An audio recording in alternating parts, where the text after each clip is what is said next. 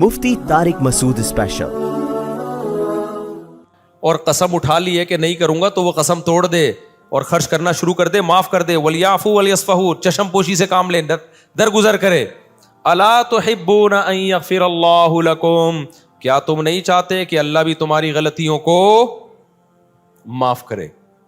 जब ये आयत नाजिल हुई है, अबू बकर ने कहा क्यों नहीं है अल्लाह, मैं चाहता हूं तू मेरी गलतियां माफ कर। यानी अगर मैं इनको माफ करूंगा तो कल तू क़यामत में मेरी गलतियां भी माफ करेगा, तो क्यों नहीं माफ करूंगा मैं। कितनी बड़ी गलती को माफ भी किया और दोबारा हजरत मिस्ताह को पर सदका करना शुरू कर दी। तो जो आदमी माफ नहीं करता ना, बुग़्ज़ रखता है, वो डिप्रेशन और टेंशन में रहता है। और जो दिमाग को साफ और पाक करके सोता है कि यार जो था किस्सा खत्म, तो वो डिप्रेशन से आजाद होता है। तो हम लोग झगड़ों को लेके बैठे रहते हैं, इतने लंबे लंबे कि इसने मेरे को ये बोला था, उसने मेरे को ये बोला था, उसने मेरे यूं किया था। अबे छोड़ दे यार, ठीक है, अपने आप को भी रिलैक्स कर, दूसरे को भी टेंशन से बाहर निकाल। तो इसलिए मेरे भाई खुश रहना सीखो। अल्लाह ने हमें गमज़दा रहने के लिए पैदा बोलो नहीं किया। गम एक ही होना चाहिए, वो कौन सा है? आखिरत। तो खुश रहना चाहिए इंसान को। अल्लाह को खुश लोग क्या है? पसंद है। नबी हज़रत अबू हुरैरा ने फरमाया कि नबी सल्लल्लाहु अलैहि वसल्लम ने जब भी मुझे देखा है जिंदगी में, कभी ऐसा नहीं हो कि आपने मुझे देखा और मुस्कुराए ना हो। हालांकि नबी का गम सबसे बड़ा गम था ना, उम्मत की फिक्र थी, लेकिन अपने साथियों के साथ एटीट्यूड क्या था आपका? जब भी देखते मुस्कुराते। और हम लोग क्या है, जब भी देखो ऐसा लगता है कोई नया टेंशन चल रही है इसके साथ, नई टेंशन चल रही। खुश रहना सीखना चाहिए, समझ रहे हो? मुस्कुराते चेहरे से मिला करो, टेंशन फ्री। अमेरिका में $10 की एक छोले की प्लेट मिलती है सुबह नाश्ते में ना, पराठे के साथ, जो लोकल होटल, जो पाकिस्तानी के होटल। $10 का मतलब पता है क्या? 2750। महंगाई वहां है मेरे भाई, यहां नहीं है। यहां तो छोले की प्लेट फ्री में आ रही होती है, पराठा खरीदो बाज़ दफा वैसी फ्री में डाल के दे देता है। आप डॉलर पे तरस रहे हो, तो वहां खर्चा भी तो डॉलर में ही हो रहा है, समझ रहे हो? तो इसलिए पाकिस्तानी करेंसी में अगर कमा रहे हो तो खा भी किस में रहे हो? इसी में। वहां जाओगे तो डॉलर में कमाओगे तो खाओगी भी किस में? मैं जापान में जो फास्ट ट्रेन में बैठा हूं ना, मैं ये जूम आप करो एंजॉय, उसका टिकट पता है कितने का था? जब मुझे पता चला मेरे होश उड़ गए। मैंने कहा टांगा गधा ट्रक्षा सही है मेरे भाई, ये बस दिखाने के हैं। लोगों की जायदादें बिक जाती हैं उन ट्रेनों में, बहुत लग्जरी लोगों का काम है वो, बस वो ड्राइवर ही बैठे उसमें। तो बहुत महंगाई है, तो आप बहुत मजे में हो। और वहां टैक्स इतना है, आपकी अगर 40 लाख तनख्वाह है ना, 1 करोड़ आपकी अगर तनख्वाह, एक मिसाल दे रहा हूं ताकि कैलकुलेशन आसान हो, तो 43 लाख रुपए टैक्स में देने हैं आपने। यहां इतना टैक्स थोड़ी है। फिर लोग उस पर खुश होते हैं, हम टैक्स दे रहे हैं लेकिन इलाज हमारा फ्री में है, बच्चों की तालीम हमारी फ्री में। फ्री में कहां है? 43% तनख्वाह काट ली तुमसे उन्होंने, अब तुम्हें फ्री में थोड़ी दे रहे हैं। आपकी गवर्नमेंट यहां जितनी मर्जी करप्ट है, मैं कोई ये नहीं कह रहा बहुत नेक गवर्नमेंट, जैसी मर्जी है, इतना टैक्स नहीं है मेरे भाई। तनख्वाह पूरी आ रही है आपके पास, तो उसमें आप अपने बच्चों की फीस भर लेते हो, वो इतनी नहीं होती, 43% नहीं होती वो, समझते हो? आपके सारे खर्चे निकल रहे होते हैं। नहीं आ रही मेरा ख्याल है बात। और फिर ज़कातें भी लोग दे रहे होते हैं। थोड़े से घुन्ने बन जाओ, अगला पूरी जायदाद निकाल के दे देता है। यहाँ थोड़ा सा घुन्ना बनना आना चाहिए, बस यहाँ प्रैक्टिस करो थोड़ी सी। तो इसलिए इतना टेंशन वाला बात नहीं। हम क्यों वहाँ जाके फ़ौरन वापस आते हैं? मज़ा हमें कहाँ आता है? बहुत अच्छे कंट्री हैं, अमेरिका बहुत अच्छा है, जापान बहुत अच्छा है, मज़ा हमें कराची में ही आता है। और ये जो मैंने अभी बयान में कहा ना कि खामोश, बिल्कुल खामोश, ये 4 दिन खामोशी अच्छी लगती है, उसके बाद काटने लगती है। यहाँ रिलेशन है, आबादी है। एक बंदा पंजाब वाला मिलेगा, एक पश्तो वाला मिलेगा, एक बलोची मिलेगा, एक फलाना, एक मैकेनिक मिलेगा, एक फलाना मिलेगा, एक डॉक्टर मिलेगा, एक साइंटिस्ट मिलेगा, एक सियासतदान मिलेगा। हर आदमी होटल में बैठ के ऐसे लगेगा यहाँ सारे ही पहुंचे हुए लोग हैं, गपशप का माहौल है। ये सब कुछ वहां पर नहीं है। खामोशी खामोशी खामोशी। अबे 4 दिन तक खामोशी अच्छी लगती है, उसके बाद मैंने कहा यार कोई थड़े नहीं है यहाँ पे, कोई थड़े हो यहाँ पे, कोई बैठे हुए हो, कोई बैठक हो, कोई गपशप हो ना, खत्म। तो एक रिश्तेदारों में होती है वो भी रिश्ते भी क्या हो रहे हैं? खत्म होते जा रहे हैं, वो भी शार्ट होते जा रहे हैं। तो बस हर आदमी इंडिविजुअली लाइफ गुजार रहा है, तो ऐसे थोड़ी, तो ऐसे तो जिंदगी का सुकून थोड़ी मिलेगा। बहुत सी चीज़ें हमारे यहाँ पॉजिटिव है मेरे भाई, बस दुआ करो हमारे यहाँ सफाई हो जाए और लॉ कुछ قانون مضبوط ہو جائے تو ہم ان سے اب بہت آگے ہیں. یہ دو ہی چیزیں نہیں ہیں اور یہ دو ہی انہوں نے بیڑا غرق کیا ہوا ہے ہمارا. لیکن جب وہ تو بیڑا گورنمنٹ نے غرق کیا ہوا ہے نا, ہم تو خوش رہنے پر اللہ نے ہمیں پابندی نہیں لگائی. تو آپ اسی کو انجوائے کرو. دیکھو اب کراچی میں برساتی کھڈے کتنے ہو گئے نا بارش ہوتے ہی. اچھا کلائمیٹ ایسا چینج ہوا ہے کہ بارش بھی عجیب قسم کی ہو رہی ہے. ادھر آ رہا ہے کہ جی سمندری طوفان آ رہا ہے, اور واقعی آیا ہوا بھی ہوگا. اس کے پڑوس والے علاقے میں نلکے میں بھی پانی نہیں ہوگا. وہ کہہ رہے ہم تو سمجھ رہے تھے پورا طوفان آ رہا ہے, پانی پانی ہو رہی تھی, نلکے میں بھی پانی نہیں ہے. عجیب کراچی کا وہ, یعنی بارش ایسے ہو رہی ہے انڈا موڑ پہ ہو رہی ہے, کلندری چوک پہ نہیں ہو رہی. عجیب ہی سیٹ اپ چل رہا ہے. تو انجوائے کرو اس کو. تو وہ دیکھو کتنے کھڈے ہیں نا, وہ ٹک ٹاکر نے کیسا انجوائے کیا کراچی میں بارش میں. جو کھڈے اتنے بات پہ آپ کو چھلانگے مار کے, تو اس نے اولمپک کی تیاری کر رہے ہیں نا گھر میں, لمبی لمبی چھلانگے مار رہے ہیں. ماں نے پوچھا اولمپک کی, کہہ رہے بعد میں پتا چلا یہ کراچی کے کھڈوں کو کراس کرنے کی ٹریننگ لے رہا ہے. میں نے کہا چلو اتنی ٹینشن میں اس نے. تو اس لیے جس حد تک ممکن ہے خوش رہنے کی کوشش کیا کرو. اللہ کو غمزدہ لوگ پسند نہیں ہیں. ہر وقت دکھڑے, یہ ہو رہا ہے, فلانا ہو رہا ہے, ڈمکانا ہو رہا ہے.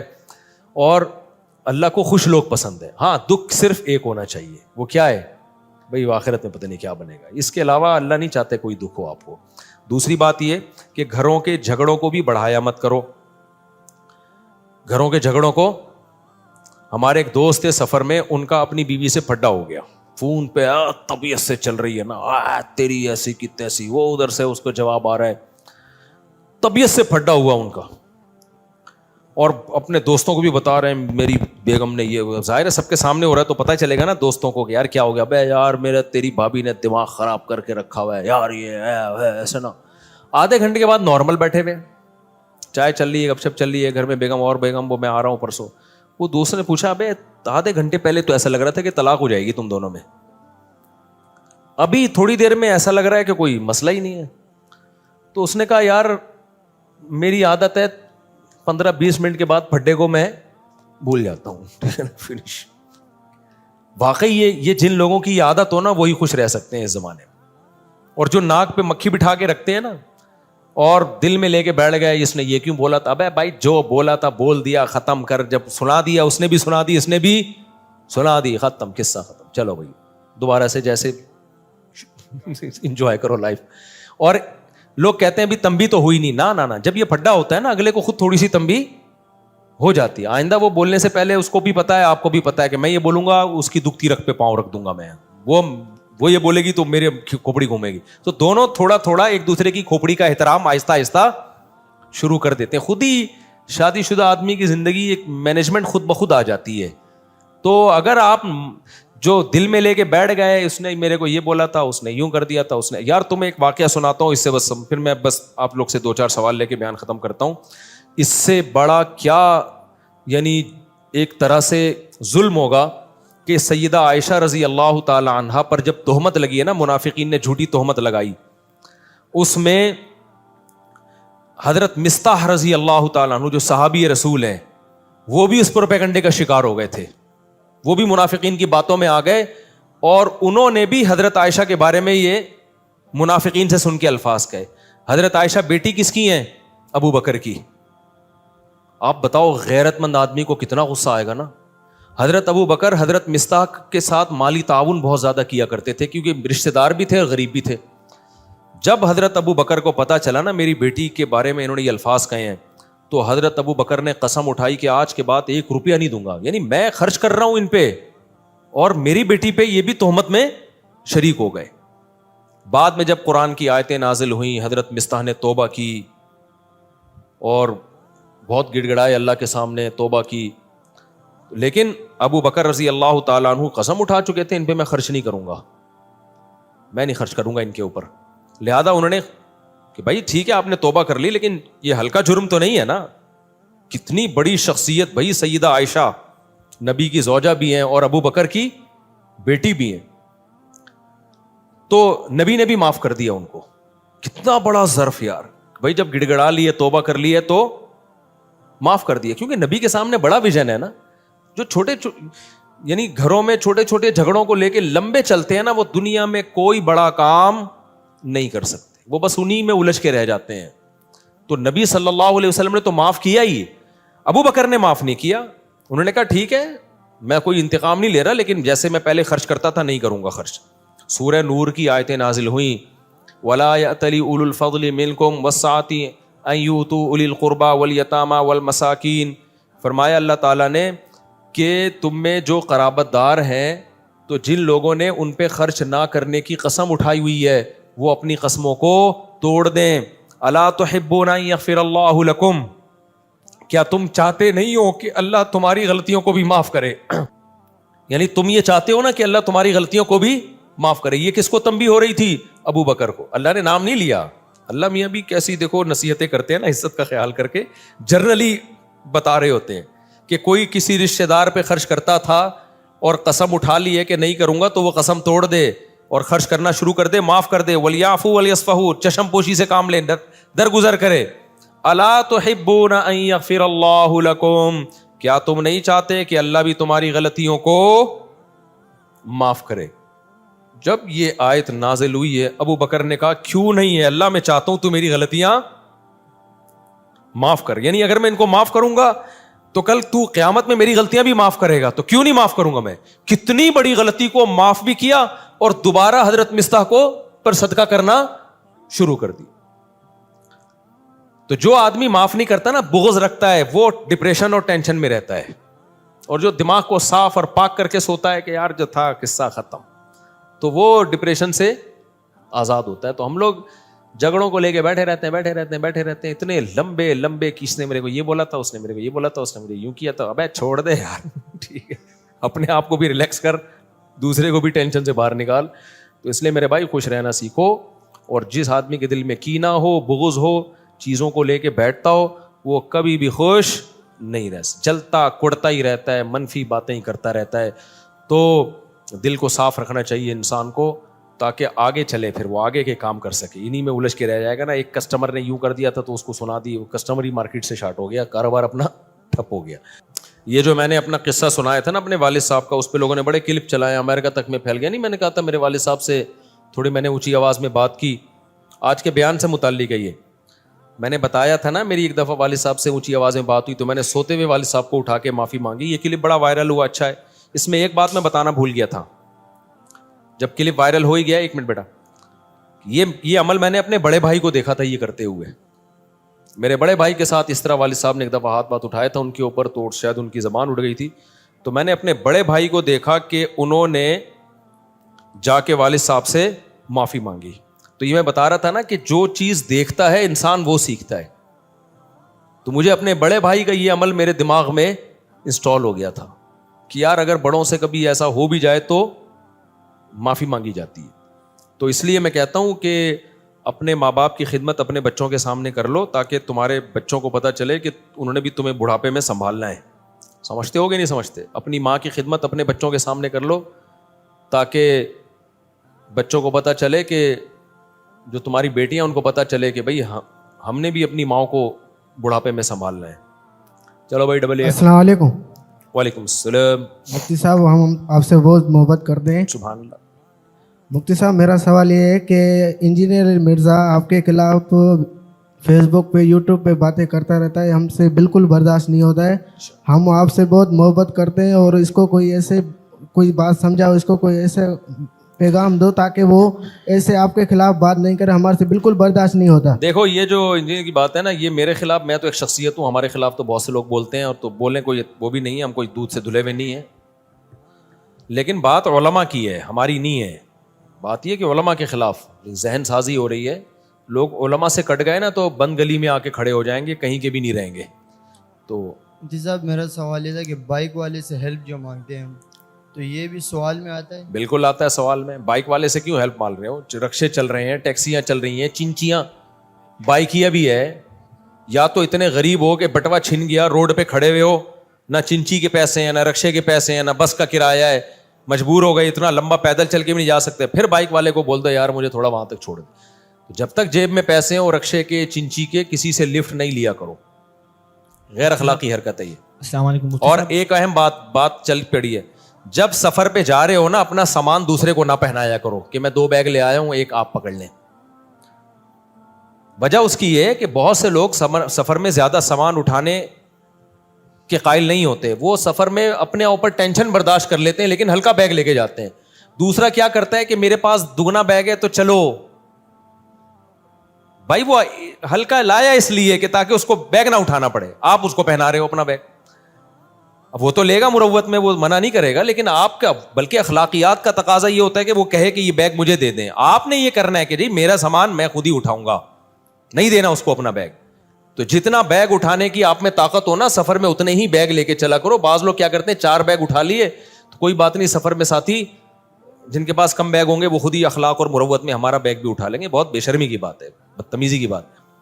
اسی طرح اپنے بوڑھے ماں باپ کو حج پہ بھیج دیتے ہیں کہ حاجی لوگ خود ہی سنبھال لیں گے. وہ حاجی تو مجبوری میں سنبھالتا ہے, لیکن یار بری حرکت ہے یہ.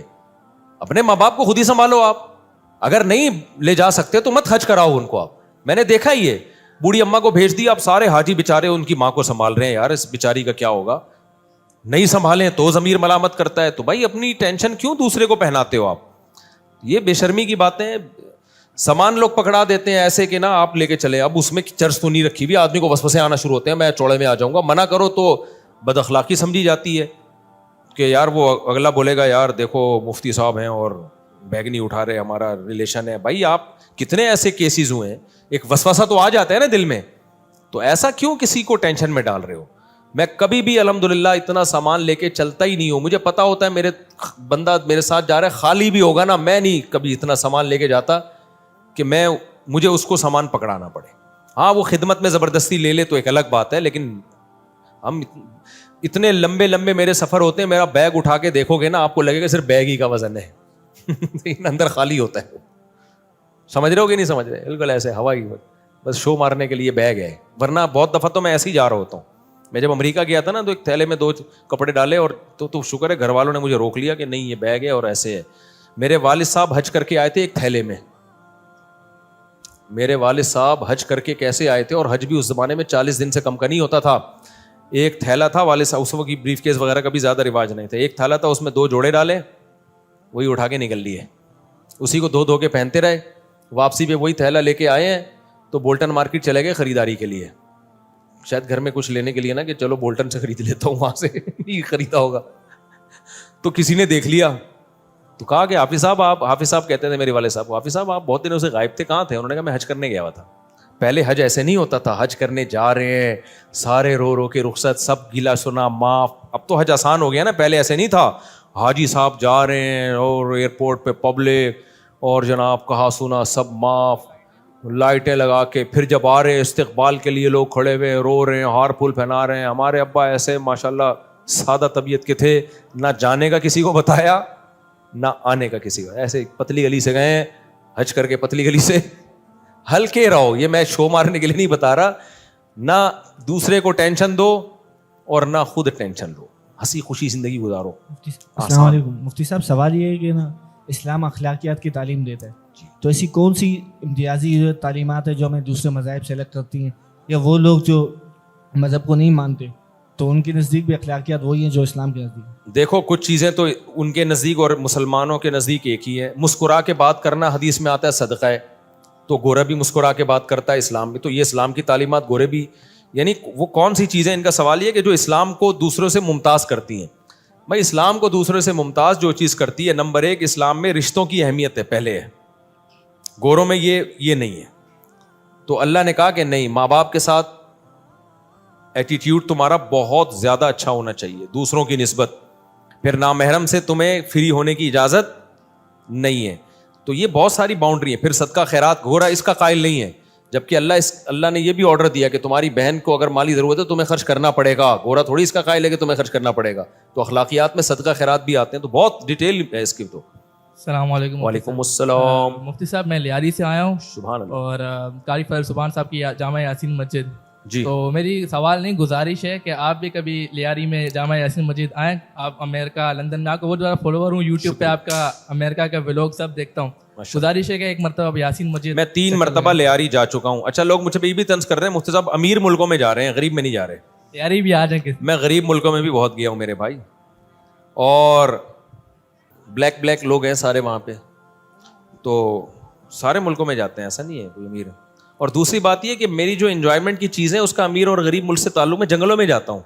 جنگل تو غریب ملکوں کے زیادہ اچھے ہوتے ہیں, سمجھ رہے ہو, اس میں جنگل پناہ زیادہ ہوتا ہے. امیروں کے تو جنگل بھی ایسا لگتا ہے کہ اب بڑے تمیز سے درختوں کو لائن لگا کے, وہ نیچرل پناہ آتا ہی نہیں ہے اس میں. امریکہ میں اتنے جنگل ہیں, امریکہ میں یار کچھ بڑی خاندانی چیزیں ہیں, ماننی پڑیں گی. وہ ایک بالش جگہ پورے امریکہ میں ایسی نظر نہیں آئی جو مٹی ہو. وہاں پہ مٹی سے میری مراد بغیر گھاس کے اور بغیر گرینری کے, ایسا مینج کیا ان لوگوں نے.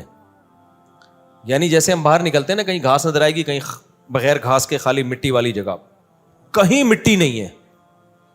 یعنی اتنی سی جگہ دیکھنے کو ہم ترس گئے کہ کوئی تھوڑی سی جگہ نظر آئے جہاں پودے نہ ہوں, ایسا. اور جنگلوں کے بیچ میں ریزیڈینشل ایریاز ہیں, یعنی آپ کا محلہ ختم ہو رہا ہے تو جنگل شروع ہو رہا ہے. اتنی گارڈننگ ہے, اتنی گرینری ہے وہاں پہ. تو ان لوگوں نے اپنے ملک پہ بڑی محنت کی ہے. حالانکہ درخت لگانے کی ہماری حدیث, ہمارے نبی نے زیادہ فضیلت بیان کی ہے, لیکن ہم کیا کر رہے ہیں کہ لگانے کے بجائے کاٹنے کو فوکس کر رہے ہیں.